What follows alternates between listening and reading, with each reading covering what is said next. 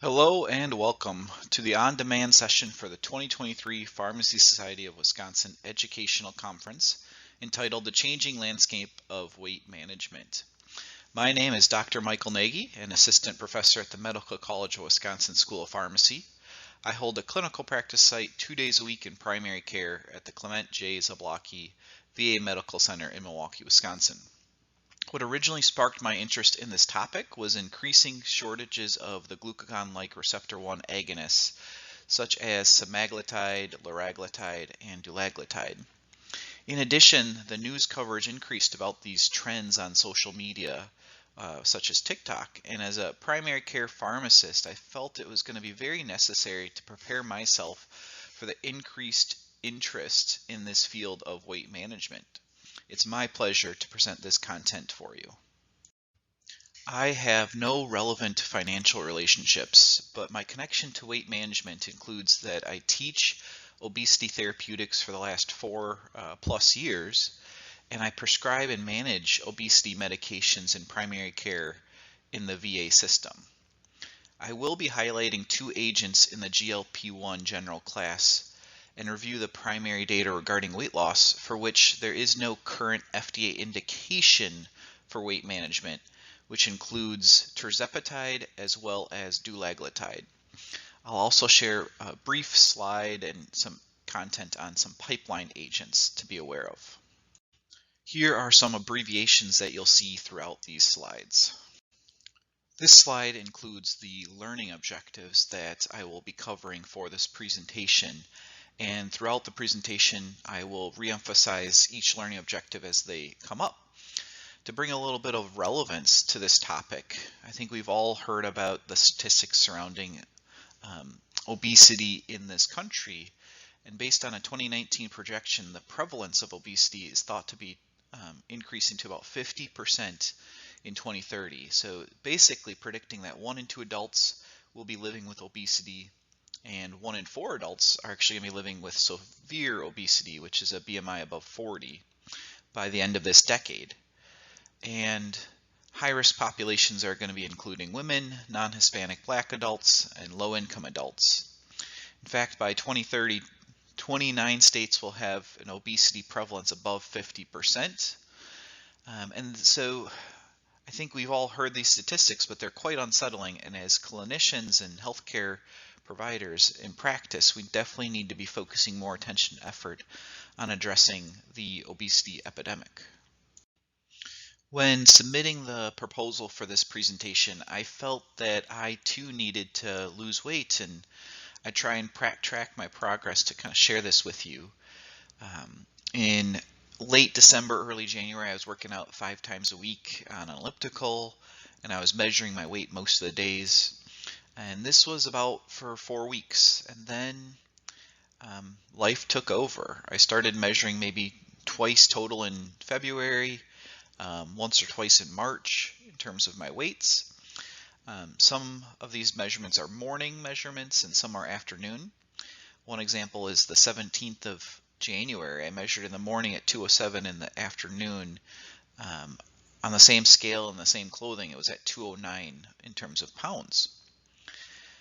Over time, until this recording, I became less adherent. I measured less as it either slipped my mind or I was really not wanting to know what my weight was. If I snacked that day, I would avoid measuring. And while I still wanted to be healthier, finding that internal motivation to track my weights has definitely been a struggle. Perhaps I need a boost, and for the remainder of this presentation, just for full transparency, based on my height, the BMI was hovering around 30 or 31, which will become important as we talk about the medications. To add to my own personal journey, perhaps it was my search history preparing for this presentation or the microphone recording devices on my cell phone.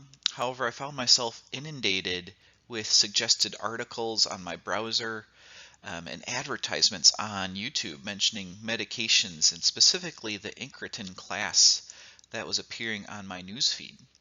The trend for using these agents for weight loss seems to be, at least in my opinion, kind of a positive feedback loop, and shortages for these medications have persisted many months longer than expected originally by what was being put out for formulary management by the pharmaceutical companies.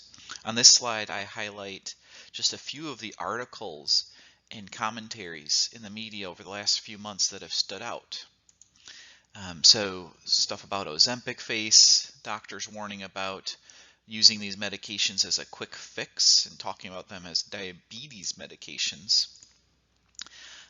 Some side effects that maybe are more concerning than just the physical appearance of the face, and some concerns about using Ozempic off-label. So just to kind of add to all of these concerns I was seeing in the media, I actually stopped clicking into them because I was receiving new articles daily in addition to these targeted ads. From my healthcare provider mindset, my first goal in caring for patients is to first do no harm.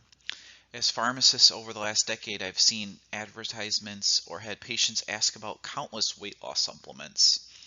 In the past, I was a pharmacist in a weight loss group education class, and there is just a huge appetite for some kind of pill or medication that can help lose weight. So I wanted to share these graphs, and the graph on the left shows the supplements that lead to emergency department visits. In purple is weight loss supplements, and we see that for ages 20 to 49, a pretty large demographic, this category of supplements are the largest cause of emergency department visits.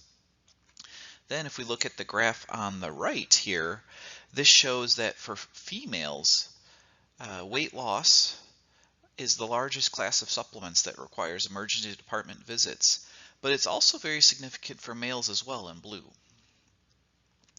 Despite high use of supplements for weight loss, there's of course a lack of strong evidence, which is why they remain herbal supplements.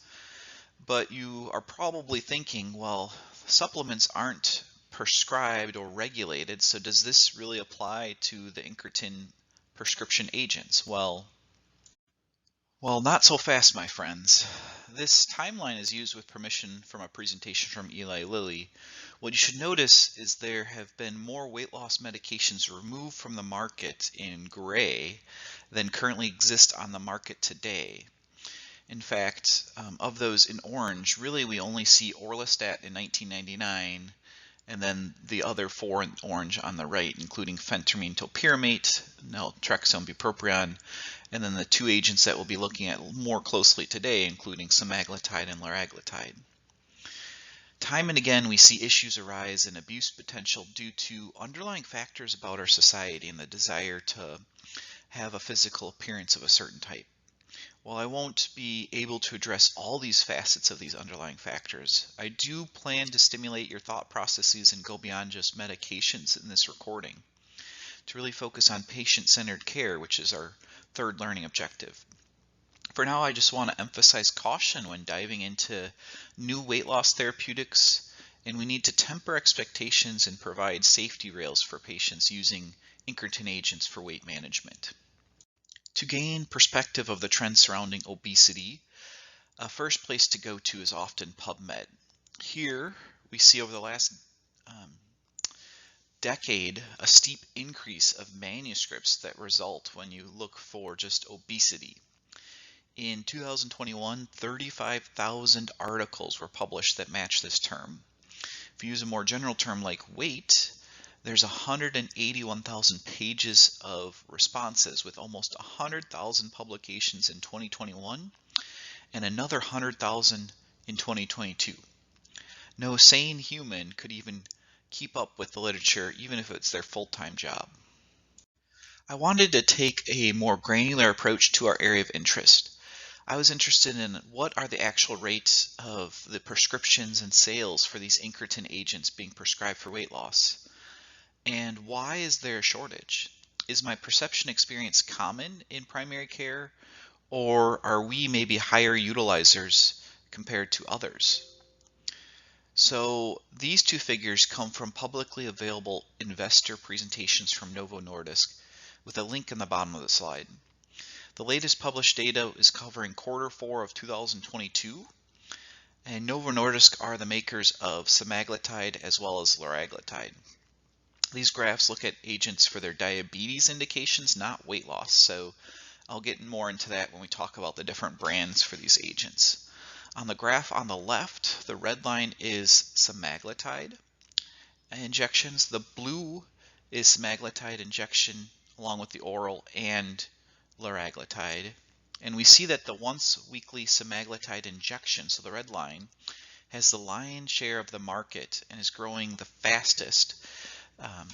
The gray line that comes kind of in the middle of 2022 is tirzepatide, which is a dual GLP-1 and GIP agent, which we'll talk about, and that came to market in 2022.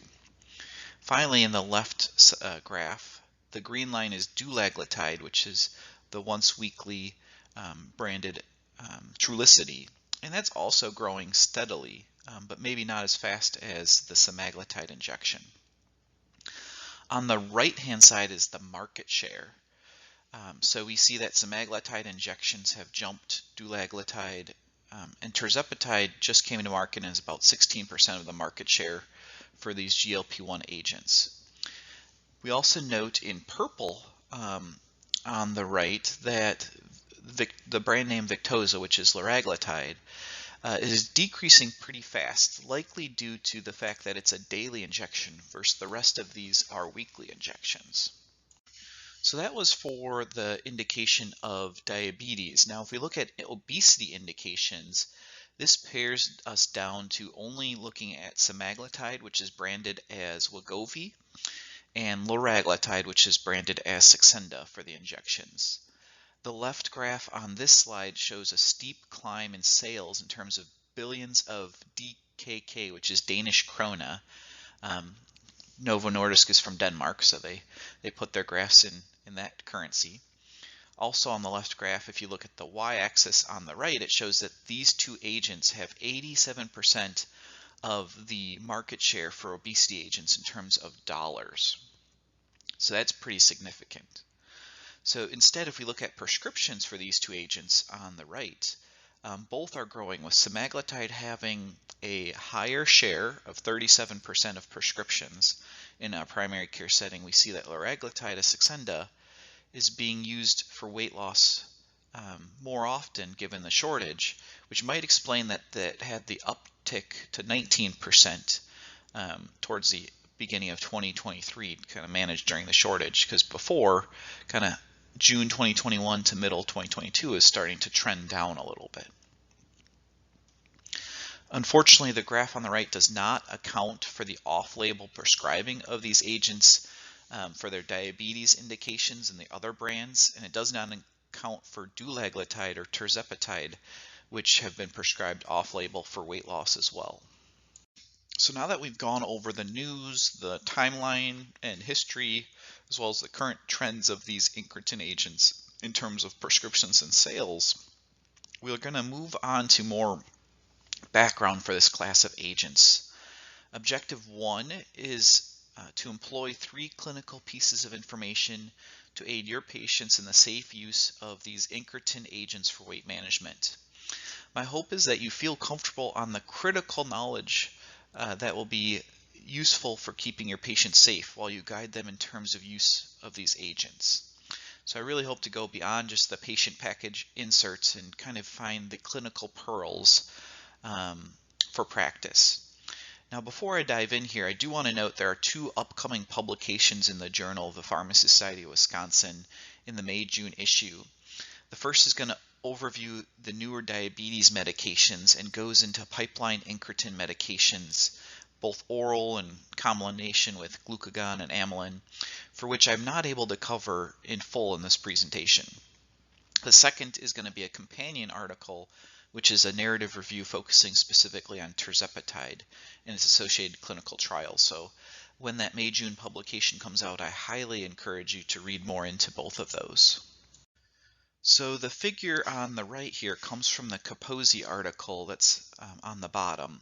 It shows how glucagon, GLP-1, and GIP hormones in the body have unique activities at different tissue beds. The blue arrows show the effects of glucagon, green arrows show the effects of GLP-1, and red arrows show the effects of GIP.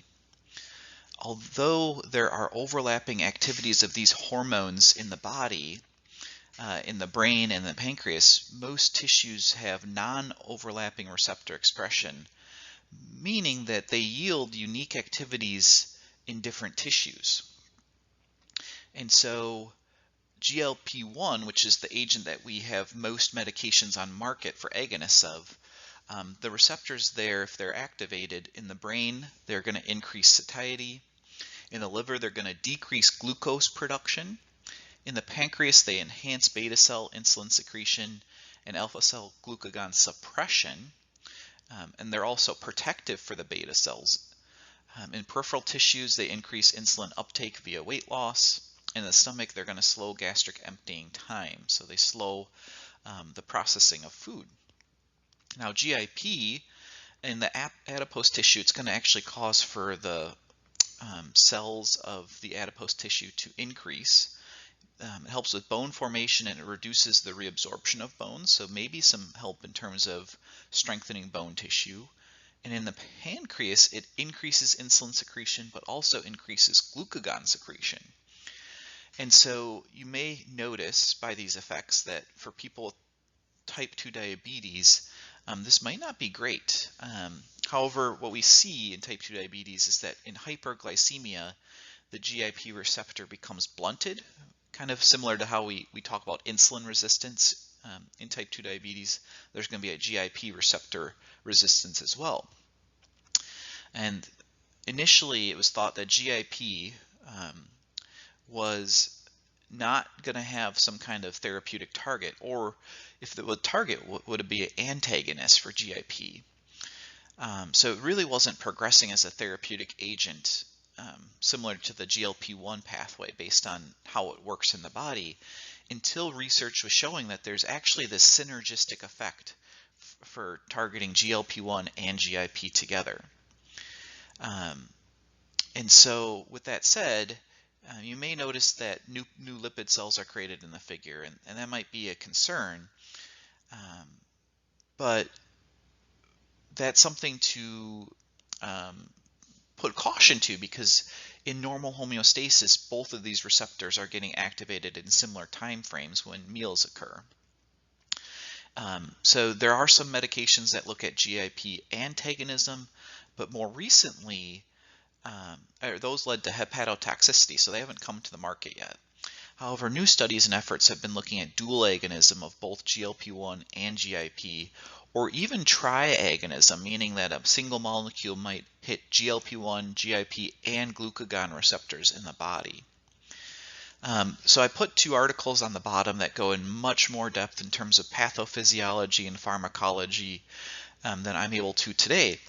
But when I'm reading the 2018 article, I already felt it was out of date because it was talking about GLP-1, GIP, and glucagon in theory. And since then, we actually already have tirzepatide, which has come to market as a dual agonist.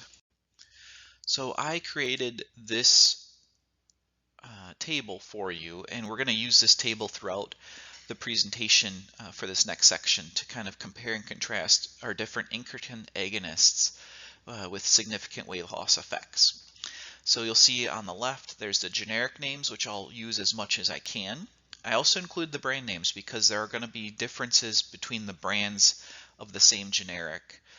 So for liraglutide, there's Victoza that's indicated for type 2 diabetes, as well as Saxenda that's indicated for weight loss independent of diabetes.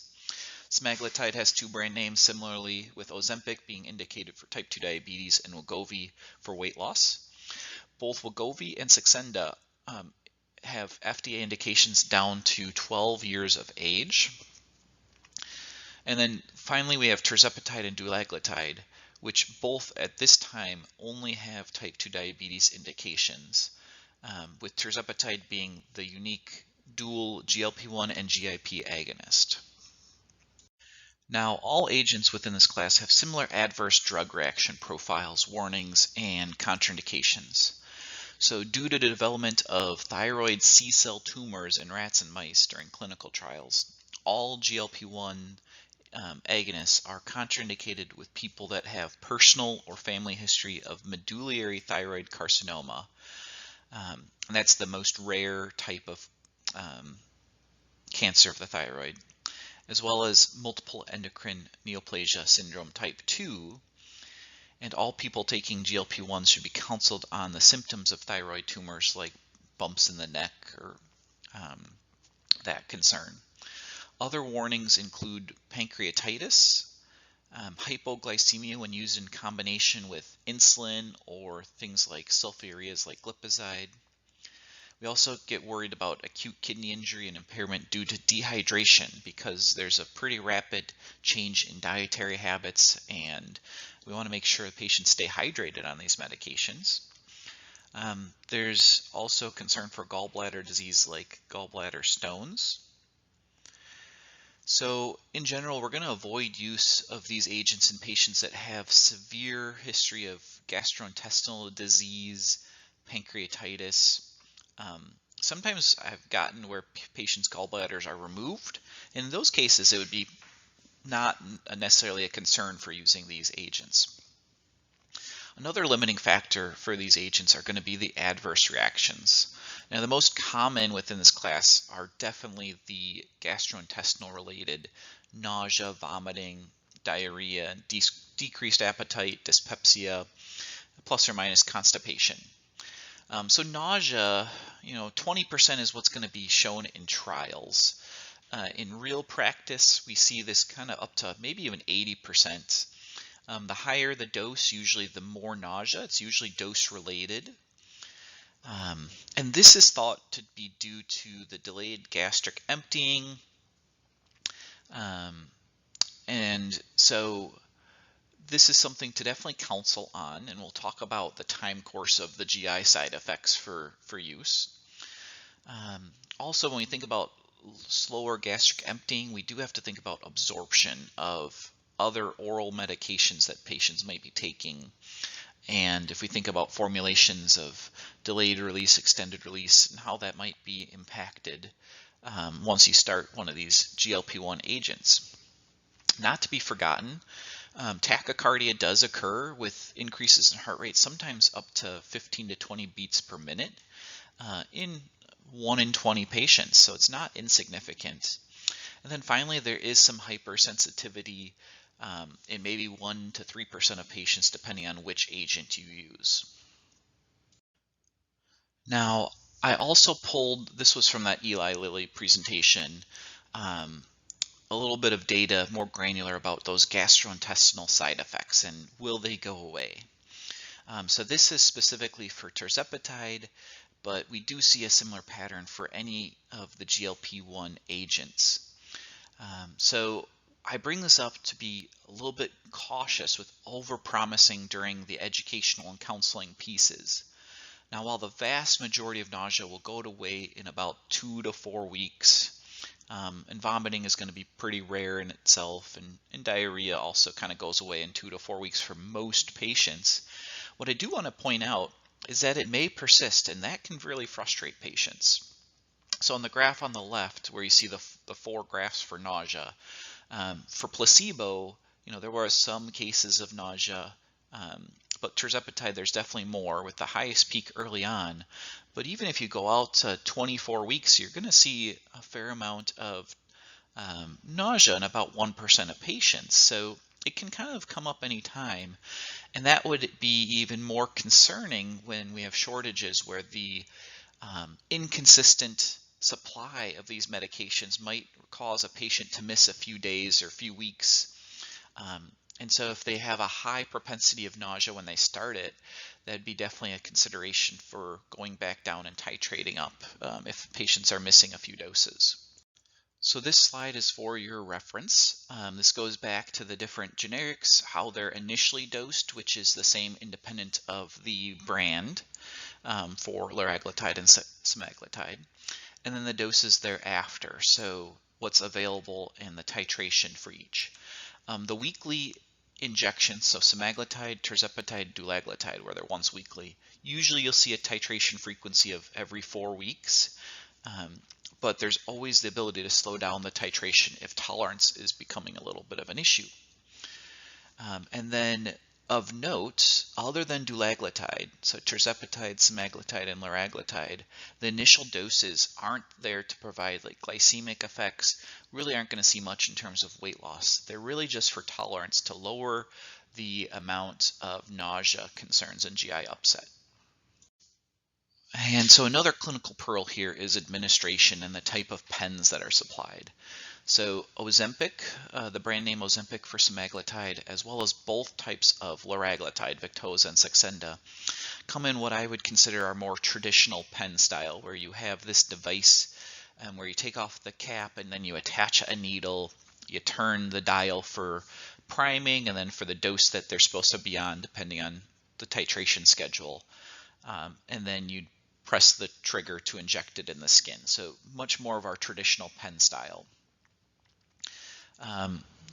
Wegovy is pretty interesting in that it does have the needle included. It's a single use, which we'll get to more on the next slide, but it doesn't have a lock mechanism, and as far as I can tell, it doesn't have a trigger. So you just would push it against the skin and it kind of injects on its own.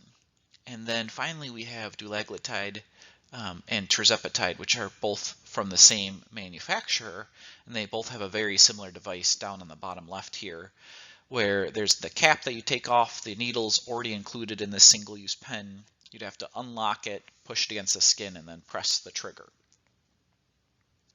So for a summary here of administration, you'll see that there's the multi-use pens for liraglutide as well as the Ozempic brand name of semaglutide. Semaglutide in the box that it comes in comes with its own needles, but for liraglutide you actually have to order the needles separately, so there'd be a second prescription.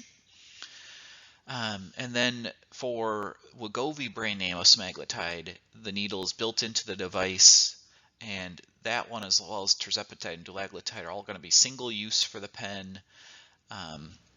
And then there's a little bit of notes in terms of how the administration technique goes for those single-use devices. On this slide, I've put together the missed dose instructions as well as storage information. So missed dose, it kind of varies. So the daily injection of liraglutide, generally you'd want to take it within 12 hours. If you forget, then you'd take the next scheduled dose. Semaglutide, tirzepatide, dulaglutide, if you can remember within 3 to 5 days, go ahead and take it. If it's past that time frame, then you'd skip that dose and go to the next one. Storage is pretty much all the same for them, preferably in the fridge. However, if they're at room temp, there is different manufacturer statements in terms of how long they're good at room temperature. So for the multi-use pens, this is maybe more important. For the one-time injections, I guess if you're going on a trip and you're bringing multiple pens, it's good to know. With room temp, the max degree is 86. So if it's higher than 86, so we're thinking cars or in direct sunlight, that's a concern. All of these products will say don't freeze them. So if you're putting in the fridge, kind of avoid the area where the ice box is. If there's an ice box, all of them will say protect from light. Starting in summer of 2022, the intermittent shortages of these agents have been occurring often at the same time. So patients on stable doses of these for type 2 diabetes have been missing doses due to the shortage. And at the end of this presentation, we'll kind of talk through ethics and what to do with managing those shortages. So there's maybe a little bit of guidance out there from the pharmaceutical companies, but a lot of that's going to be clinical judgment based on individual patients. All right, so time for our first learning assessment. So for weight loss medications such as semaglutide, what side effect is most common in up to 80% of patients? So go ahead and pause, think about it. And so hopefully you've come up with the answer of nausea. So nausea is the most common, so that's the correct answer. It can occur up to 50 to 80% of patients. A skin rash is possible, so hypersensitivity, but it's more in the 3% range, so answer A is incorrect. And then in terms of joint pain, that's not a common side effect, or neither is cough for these agents. Now our next learning assessment. So while nausea is common, what education should be given when dispensing a new prescription of semaglutide or tirzepatide to a patient for weight management? All right, so pause and think about it. And if you've done so, let's talk through it. So the answer here, or the best answer I would say, would probably be C. So nausea generally persists for up to 3 months in our GLP-1 agents. So that makes answer C correct, A incorrect. Tolerating out, it might in 1 to 2 weeks, but that would not be the most common period for it to tolerate out. And we typically are going to be diminishing the duration of this concern for patient education. So we might set up 20% of patients to worry unnecessarily. So it's common to educate to take these medications with meals, but it's really not affected by meals. It wouldn't cause any negative outcomes. So B is just not accurate in terms of improving nausea. And while nausea is common as a side effect, it's not the mechanism of action. When these first came to market back in 2014-15, there's definitely a joke that was, that way that they helped lose weight was because people couldn't eat due to nausea. But the GLP-1 hormones slow gastric emptying, they decrease satiety in the brain, so they work in different mechanisms. So now we'll move on and go to second objective, which is to describe how these weight loss medication agents and how the weight loss progresses for patients that are using them. So this graph shows from a systematic review the effectiveness of anti-obesity medications, and I'd call this at baseline. So orlistat, phentermine, naltrexone were kind of what was on market. Liraglutide came next in 2014 or 15. All of these trials use a 500 kcal deficient exercise program. So basically, in addition to diet and exercise. And what the third column here, 5% weight loss goals. We see that orlistat had 48% achieve 5% weight loss versus 22% for placebo. Phentermine pyramate seemed to be the most effective, with 72% getting at least 5% weight loss versus 22% for placebo. Naltrexone was 52% and liraglutide was 60%. So we see placebo groups generally can get about 20% achieving 5% weight loss. 10% weight loss placebo, we see it's about 9 to 10%. And then on the far right is the likelihood of discontinuation due to adverse side effects. So all are higher than placebo. So we're going to come back to this to point out here liraglutide was 60% weight loss versus 25% placebo. And then we kind of compare the newer GLP-1 agents to liraglutide and or phentermine. So liraglutide is a GLP-1 receptor agonist that is approved for weight loss. And this was approved back in December of 2014. The weight loss trials for liraglutide were known as the SCALE trials, and there were 5 total. I put some of the primary data for 4 of the trials. The one that I omitted was the one that looked at baseline insulin versus liraglutide. So here we have a maintenance trial, one that looks at patients with diabetes, one that looks like obesity with pre-diabetes, so those that don't have diabetes, and then versus very intensive behavioral therapy. So baseline weights were all about 105 kilograms. Change in weight, typically you'll see for these trials about 6% average change in weight reduction with liraglutide, where obesity won, and then the intensive behavioral therapy was closer to 8%.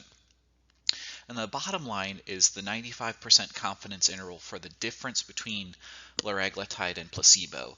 And so generally that's hovering around 6, so 6% difference between the two.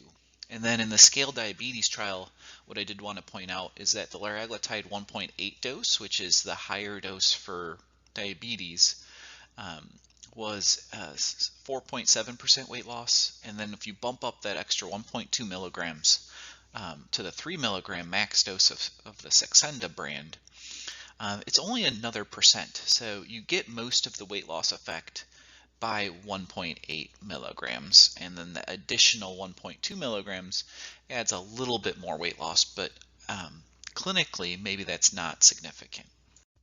So now we've kind of seen the baseline of the other anti-obesity medications. Now we looked at the primary data from the liraglutide trials, and we move on to semaglutide. And the weight loss trials for this agent are called STEP trials. There's many STEP trials. STEP trials 1 through 4, which had about 600 to 2,000 patients, were looking at weight management versus placebo.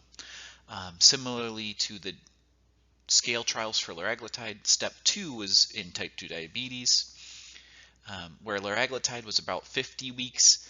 These step trials were all 68 weeks in duration, and then they did follow up at the medication at 68 weeks and did a follow-up after discontinuation, which I'll show a little bit of data there, which is pretty interesting what happens if you stop these medications. Step 5 is going to be a really interesting one that I'll show specific data on, which was a 300-person trial looking at long-term weight loss, so they extended to 2 years, which I think is important when we think about weight management. And then Step 8 trial looked at semaglutide, weight loss dose of 2.4 milligrams versus liraglutide 3.0, and that's going to be pretty indicative of comparing the two head-to-head, which is something that we always hope to have. There's a number of ongoing trials that looks at weight loss for helping heart failure, osteoarthritis, and obesity, and then obesity and prediabetes, similar to the scale trial that was out there. So this is step 5, the trial step 5. And this graph comes from that publication in Nature Medicine. And so this is semaglutide 2.4 milligrams versus placebo. And what I think is pretty enlightening here is looking at the graph. The average age for patients was 47. And then this looks at the change in weight while on therapy for patients in semaglutide 2.4 versus placebo. So we see a little bit of weight loss in placebo, and it plateaus right away and kind of is around 2% body weight change. And semaglutide, we see that plateau around the 68th week, right about when the original trials for step 1 through 4 stopped. And then from week 68 onward, we kind of see a plateau, maybe a little bit of recidivism or going back to the baseline. And by week 104, for the intention to treat, meaning like all the patients on therapy, we see it about 15 to 16%. So while on therapy, that weight gets maintained. So probably weight loss initially, most of it by 6 months. A year it starts to plateau, a year to 68 weeks, and then maybe a little bit of weight gain, but generally stays and maintains if you're on medication. Now if we move on to step 8, this was a head-to-head comparison trial of liraglutide versus semaglutide. And table 2 in the trial has this data, but I thought it'd be more interesting to see in graphical form, so I pulled this from the supplemental appendix. And so these two graphs are going to be looking at the percent of patients that are in certain weight loss categories. The left one is the intention to treat. So that means like all patients that were randomized were in the analysis. And then the right one is the on medication, so the ones that are following protocol and actually using the medications for the time points. So we see for 5% weight loss, we see about 90% for semaglutide. And remember, the first slide that I had, 60 to 70% was kind of the best between phentermine and liraglutide. And here, liraglutide was about 60% of patients getting 5% weight loss. 10% weight loss, semaglutide had 70% of patients. 15% of body weight loss was about 55% or over half. And almost a third or over a third had 20% body weight loss, which is incredible in my opinion. So if we look at the numbers here, the average change in weight was 16% for semaglutide versus 6% for liraglutide. So this matches what we saw before for liraglutide. And the difference between liraglutide and semaglutide was about 9%, which is more than what liraglutide does compared to placebo. So this is really significant improvement compared to prior literature. In terms of tolerance, because we care about that as well, in the STEP trials, we found that tolerance was actually better for semaglutide when we think about discontinuation rates. So liraglutide was discontinued by 12%, semaglutide discontinued by 3%. And in addition to these positive findings, in the STEP trials, we're seeing positive in terms of surrogates for cholesterol, blood pressure, and blood sugars. In that pre-diabetes and obesity trial for liraglutide, we saw decreases rates of onset of diabetes as well. So I foreshadowed this a little bit. This is from the STEP 1 trial, and it looks at the 52 weeks after stopping treatment. And what we see is weight regain occurs, and quite rapidly, after 1 year of stopping the agents. So there was regain in weight and also similar changes to the cardiometabolic variables like blood pressure, blood cholesterol, blood sugars. So the findings from this study basically confirms the chronicity of obesity and really suggests that ongoing treatment is going to be required to maintain those improvements in health and weight. Now, moving on to tirzepatide. So this one does not have FDA approval for weight management. It has some weight management trials coming out. They're called SURMOUNT. There's also something called SURPASS, which were the diabetes trials, and I'm going to look at one of the SURPASS trials for diabetes. SURMOUNT 1 is published, and we'll look at that. SURMOUNT 2 is going to be in type 2 diabetes, so very similar to STEP 2 and very similar to the SCALE trial. SURMOUNT 3 is obesity with intensive lifestyle and extended duration, so very similar in terms of SCALE and very similar in terms of STEP. And then there's a number of SURMOUNT trials that look at weight loss for chronic kidney disease, weight loss for sleep apnea, weight loss for heart failure, and weight loss for non-alcoholic steatohepatitis. So let's dig into it a little bit more. So more than 5,000 people with obesity who are overweight have been enrolled in the 6 clinical trials for SURMOUNT. So there's going to be a lot more data upcoming, probably right around the time of this conference or later this year. And they're all anticipated to come out SURMOUNT 2 through 4 for 2023. So first let's look at SURPASS, and this is versus semaglutide 1.0 milligrams. So to note that this is not the same dose as the weight loss indication for Wegovy, which is up to 2.4 milligrams. So that's one big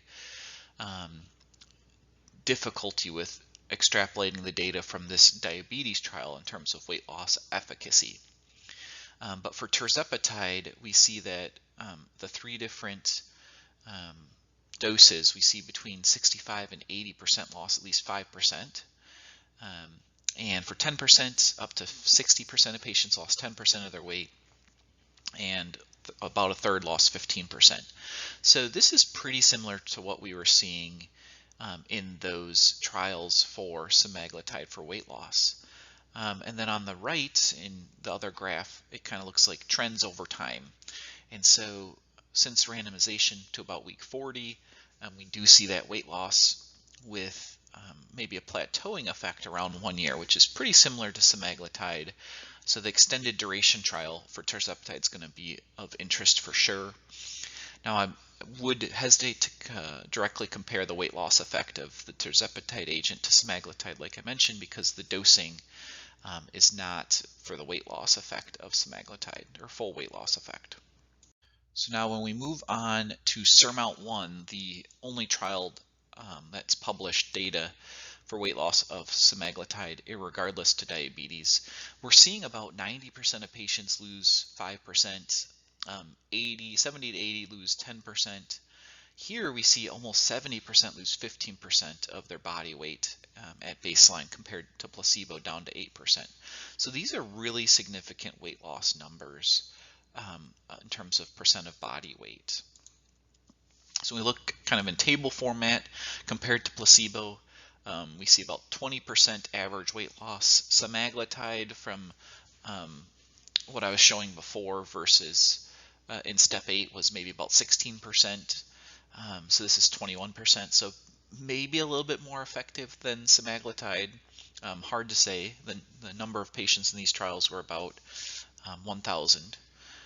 The difference versus placebo is almost 18%. And so that is really significant when we talk about body weight loss. And finally, I do want to throw in dulaglutide, which I've seen and heard being used off-label for weight loss. There was the award trial that looked at higher dose dulaglutide versus in patients with type 2 diabetes with metformin.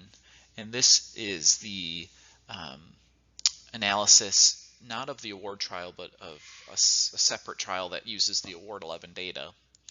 And in terms of 1.5 milligram, which is kind of more of the standard dose dulaglutide versus 3 and 4.5, there's a little bit of additional weight loss, about 3.5 up to 5 kilograms, so slightly more weight loss. And then those that achieve 5% weight loss, we see that it was at most 50%. And 10% weight loss is about 15%. So in terms of dulaglutide weight loss, it does not seem to be nearly as effective as semaglutide or tirzepatide, and probably more in line with liraglutide, or maybe even a little bit weaker than liraglutide. And finally, I put this on an earlier slide, but just to point this out again, both of these agents do have indications down to 12 years old. Semaglutide got approved in 2023 of January of this year for that indication. And apparently they're looking down to the age of 6 years for semaglutide, which I do not work in pediatrics, but is a little bit concerning to me. All right, so here was the foreshadowing pipeline agents. So first, there's OASIS studies looking at oral semaglutide between 25 and 50 milligrams versus placebo for weight loss independent of diabetes. Then there's a number of pipeline agents. Like I said, there's this JPSW CE article coming out in May, June, which will highlight some of these, but there's 12 different GLP-1 agonists that are in phase 1, 2, or 3. There's a glucagon analog. There's 2 GIP receptor agonists being looked at. There's a number of dual agonists, so GLP-1 with glucagon or GIP with GLP. There's a GLP-1 agonist, and I mentioned before there's antagonist trials looking at GIP antagonists. And then there's even a triple therapy looking at GLP-1, GIP, and glucagon together. So I would foresee a number of new agents likely coming to market in the next 5 years, and further exploration of looking at multiple targets for one agent, so dual and triple agonist, to see if we can measure or kind of react similarly to like a normal homeostasis pattern. Another type of trial that will be interesting, or pipeline agent, will be amylin agents. Learned about amylin in school, but usually it was just for improving time and range, but there's going to be some amylin with GLP-1 coming out and being looked at, so those trials will be of interest. And then also very interesting to me, and probably going to be coming out at the end of 2023, is a trial called the SELECT trial. So this is semaglutide effects on heart disease and stroke in patients overweight or obese. So not with type 2 diabetes. And so this trial is going to be looking at using this agent to prevent heart disease and stroke. And when that occurred in diabetes, that really changed how we managed diabetes and started to prefer agents that protected the heart and protected ASCVD. Also, tirzepatide, this one probably won't come out for a few years, but we'll look at the same thing, so morbidity, mortality, and obesity. And so if these trials can show mortality and ASCVD reduction for patients that are overweight or obese, that might change the paradigm of how we manage weight management medications moving forward. So here is my summary. Weight loss associated with these anti-obesity medications prior to semaglutide usually range from about 3 to 7% of body weight. Semaglutide increased that to 10 to 18%. Usually they average around 15 in the STEP trials. Tirzepatide, which is this dual agonist, we saw weight reductions up to about 20% in that SURMOUNT-1 trial. The other SURMOUNT trials will be forthcoming later this year. Next generation anti-obesity medications might be including these dual and triple agonists in combination with GLP-1. And so there'll be a number of different trials forthcoming. And then a key point here is that weight loss usually plateaus around that 1 year mark, and you need to keep the medication on board for continued weight maintenance. And we see recidivism or weight gain upon discontinuation quite sharply. So something we have to grapple with and think more on in terms of healthcare providers. So here's the learning assessment. So what should a patient expect when using semaglutide for weight loss? Go ahead and pause, read through the answer choices, and start this again when you want to hear the answer. So the answer to this would be that weight loss effects flatten out at about 1 year of use. So all the agents here, I didn't show it directly, but they're going to be decreasing triglycerides. They improve lipid levels of LDL, so they decrease LDL triglycerides. HDL is usually either unchanged or maybe slightly improved. And we usually see a decrease in triglycerides of about 20%. The average patient for semaglutide is going to lose about 10% in 6 months. So D is probably an underestimation of what they're going to see if they're able to tolerate semaglutide. And unfortunately, A is wrong because we don't see that consistent weight loss over multiple years. We do see this plateau effect after 1 year of use. All right, so we'll move on to our last section that's looking at inclusive practice for weight management and addressing our third objective. So we see that if we ask providers and patients if obesity is a chronic disease, about 80% of providers will say yes, and 65% of patients will say yes. The AHA officially classified obesity as a chronic disease, I believe it was in 2013. So there's a lot of literature looking at bias, stigma, and weight, as well as inclusivity. So the weight normative approach, if you hear that term, means basically being thin is normal, and if you're overweight, that is a personal responsibility. It's a crisis. Where weight inclusive kind of looks at the larger picture as weight is a number. It's not the only thing that relates to health, and instead looks at more of a multi-dimensional approach, like physical, psychological, and social impacts on weight. And so where this comes into importance is there's been actually some data that comes out looking at just weight as well as things like pulmonary fitness. So this comes from a trial that looks at being overweight, so patients with obesity and are unfit, and they have a hazard ratio of death at 2.5, so 2.5 times more likely to pass away. But and this is compared to healthy, normal weight adults. And then if we look at those that are overweight but fit by cardiopulmonary standards, and they measured this in terms of respiratory fitness, the hazard ratio goes back to basically the same as a normal weight adult. So it's not the obesity in itself, but the fitness that might lead to more mortality over time.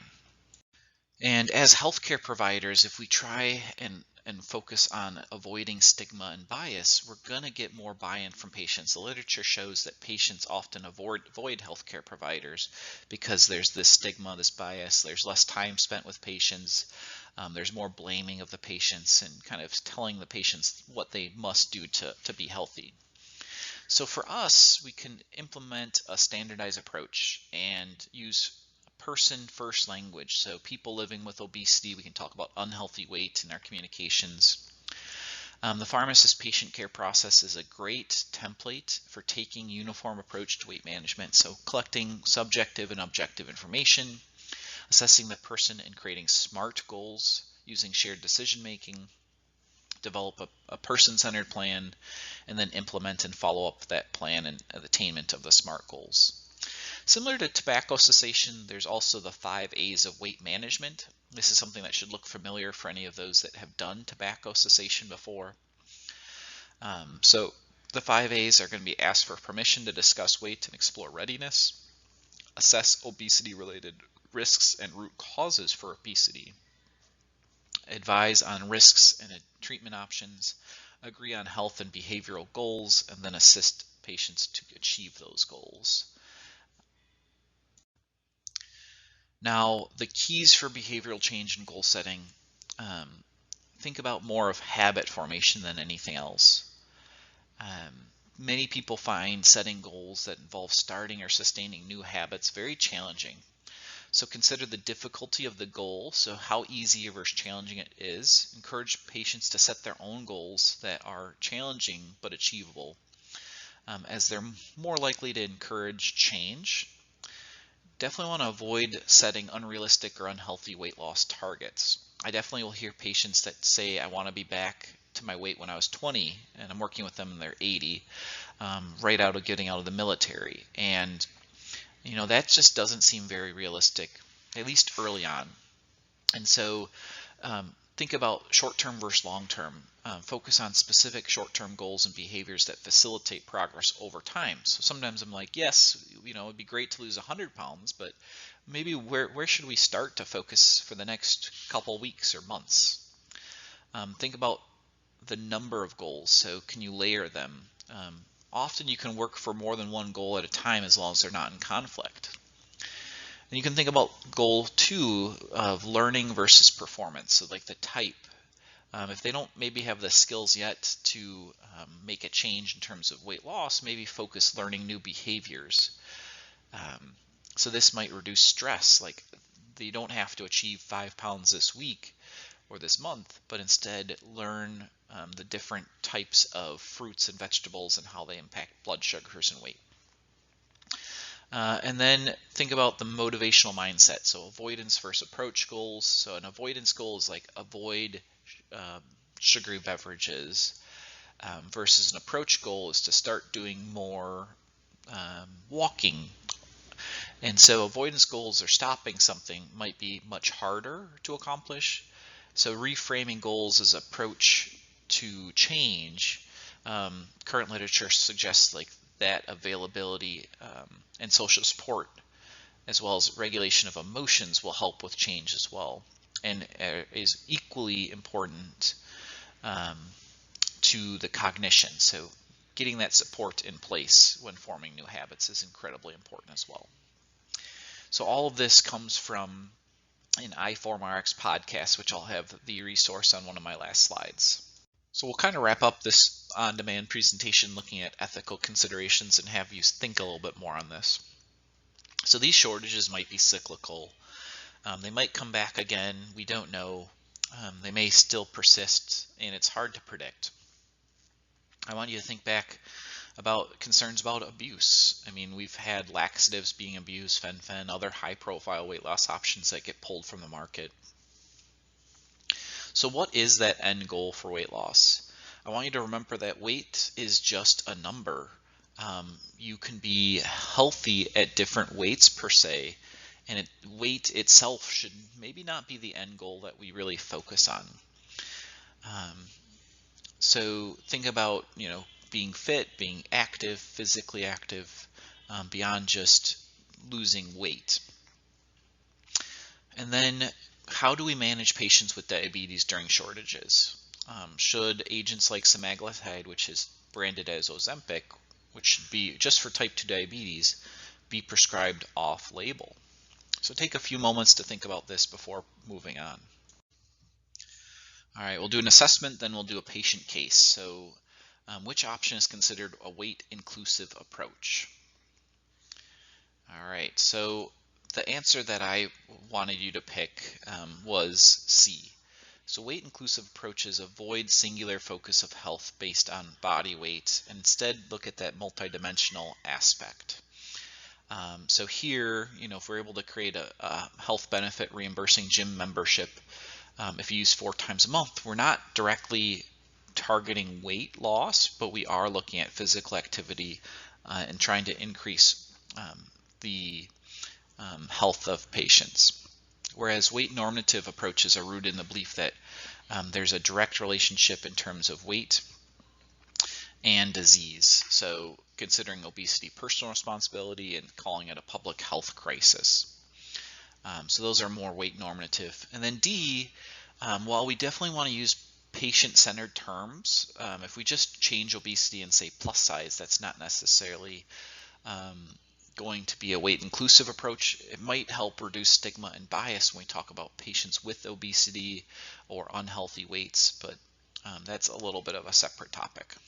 All right, so let's move on to the patient case. So here we have a 72-year-old African-American male who's struggling with type 2 diabetes and depression. He's a musician that I've worked with for multiple years. We started when he was trying insulin, but would stop it all of a sudden when he found the motivation for really intense diet and exercise. Cannot tolerate metformin or glipizide, but over the last 5 years or so, he's finally gotten stable on a regimen of empagliflozin and semaglutide 1 milligram. Now, unfortunately, we have the semaglutide shortages in our area, and now Mr. QH has been without the semaglutide for 4 weeks. So he just put in the order but hasn't been able to get the shipment of it. So we had an appointment with him. He's on this wait list for semaglutide from the pharmacy, but no clear resolution in sight. It might take weeks or longer to receive. So what would you do? Pause, think about it, and then move on to the next slide to kind of talk about what our options were and where we went. So our potential options that we talked about was first option 1, wait for the next fill of semaglutide 1 milligram. Option 2 was to see if maybe a lower dose semaglutide pen was available, like the 0.5 milligram pen. Lower the dose for now and then ramp it back up if we needed. Option 3 was to switch to a different GLP-1 like liraglutide, dulaglutide, or I'd put in here tirzepatide. Technically that was not available to us, but that could be a consideration.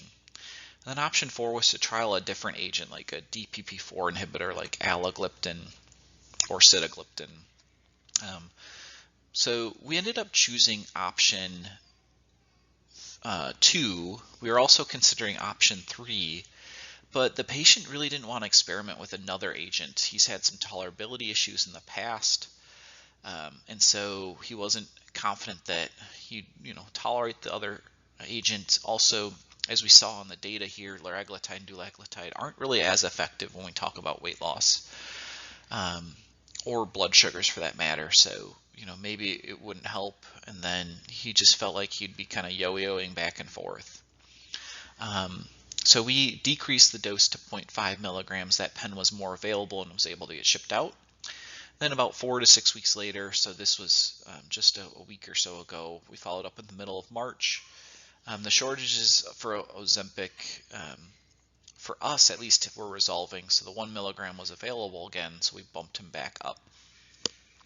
We did notice that blood sugars for him, which were normally in the 120s and well controlled with A1C less than 7, during the shortage bumped up to almost 200, 160 to 200 for fastings.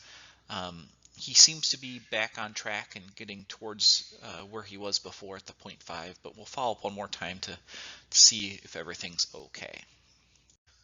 All right, so we'll leave here with additional resources. I did mention that iPharmRx article, the top 10 things every clinician should know about treating obesity.